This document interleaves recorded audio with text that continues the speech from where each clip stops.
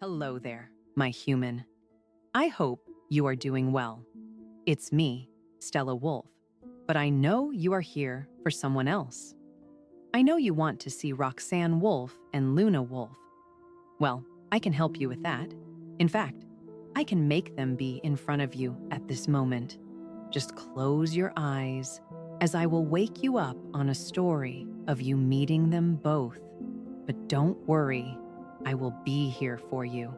Maybe you will get to see me inside it, but alas, goodbye for now. Sleep well. The night was quiet, save for the soft hum of distant city lights and the occasional rustle of leaves in the breeze. The moon hung high in the sky, casting a silvery glow over the empty park. It was one of those rare moments where the world seemed to pause, as if holding its breath. The air was cool, carrying with it the faint scent of pine and damp earth. It was the kind of night where anything could happen, where strangers could become friends, and the ordinary could turn extraordinary. In the middle of the park, sitting on a weathered wooden bench, was a figure. Her sharp, angular features were illuminated by the pale moonlight, her fur a mix of gray and white that seemed to shimmer faintly. She had a pair of headphones resting around her neck, and her crimson eyes glowed faintly in the dark. This was Loona, though she didn't know her name yet. All she knew was that she had woken up here, in this strange place, with no memory of how she'd arrived. Not far from her, another figure wandered aimlessly. Her sleek, metallic fur reflected the moonlight, and her glowing green eyes scanned the area with a mix of curiosity and caution. This was Roxanne Wolf. Though she too had no recollection of who she was or why she was here, she felt a strange pull, as if something or someone was calling her toward the center of the park. And then there was you, the human. You had been out for a late-night walk, seeking solace in the quiet of the park. The day had been long, and the night offered a comforting escape. You didn't expect to stumble upon anything unusual, but as you rounded the corner, you saw them, two wolf-like figures, each as bewildered as the other. The three of you stood there for a moment, frozen in place. The air seemed to grow heavier, charged with an unspoken tension. Loona was the first to break the silence. Luna's voice is low, slightly raspy, and tinged with suspicion. Who the hell are you? And why do you look like whatever the hell you are?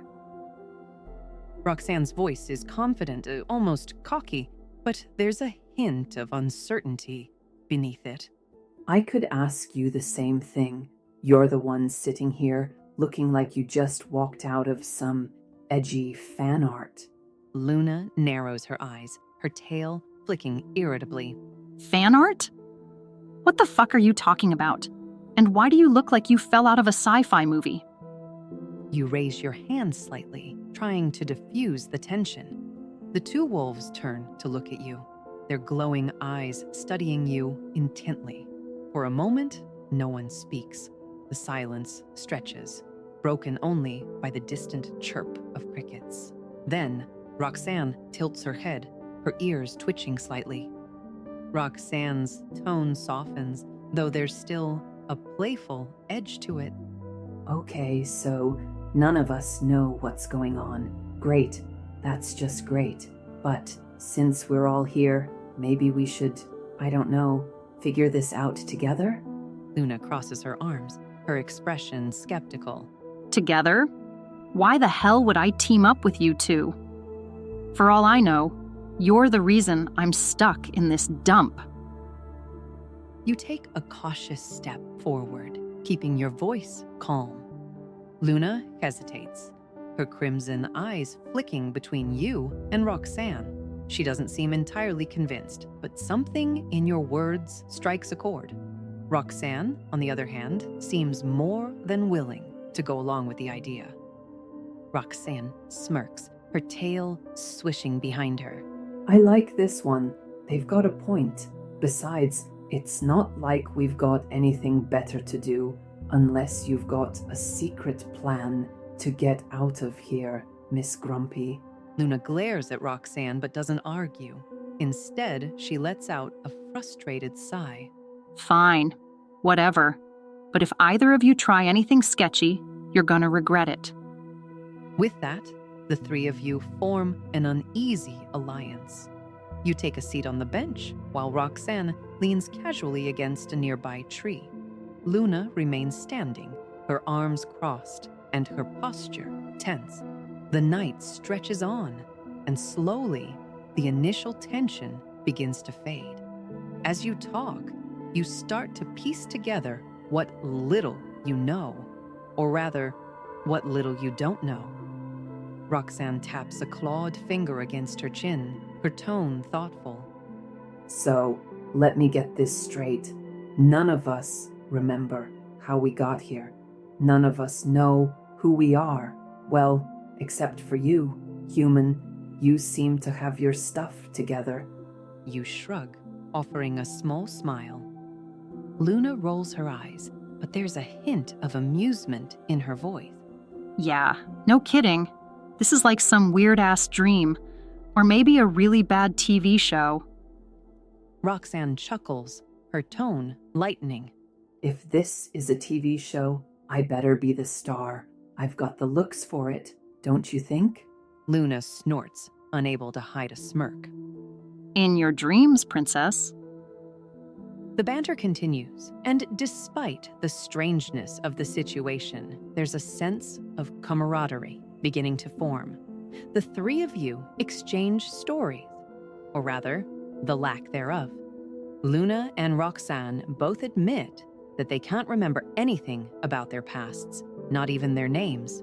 You offer to help them come up with something to call themselves, at least for now. You gesture to Loona. Loona raises an eyebrow, considering it. Loona, huh? Yeah, I guess that works. Better than hey you. Roxanne grins, clearly enjoying the process. And me? Come on. I know you've got something good for me. You think for a moment before smiling. Roxanne preens slightly, clearly pleased. Roxanne, I like it. Has a nice ring to it. With names decided, the conversation turns to lighter topics. Roxanne jokes about how she's clearly the coolest one in the group, while Loona fires back with sarcastic remarks. You find yourself laughing along, the initial unease fading with each passing moment. It's strange, but in a way, it feels like you've known them for much longer than just a few hours. As the night deepens, the three of you decide to explore the park together, hoping to find some clue about where you are, or how you got there. The moon casts long shadows as you walk, the crunch of leaves underfoot, the only sound accompanying your conversation. It's a surreal experience, but somehow it doesn't feel entirely wrong. By the time the first hints of dawn begin to color the sky, the three of you have formed a bond, one that feels as natural as it is unexpected. You don't know what the future holds, but for now, you're content to enjoy the moment. After all, sometimes the best friendships are the ones that come out of nowhere. And so, under the fading stars, the three of you continue your journey, unaware of the twists and turns that lie ahead. But one thing is certain. Whatever happens, you'll face it together.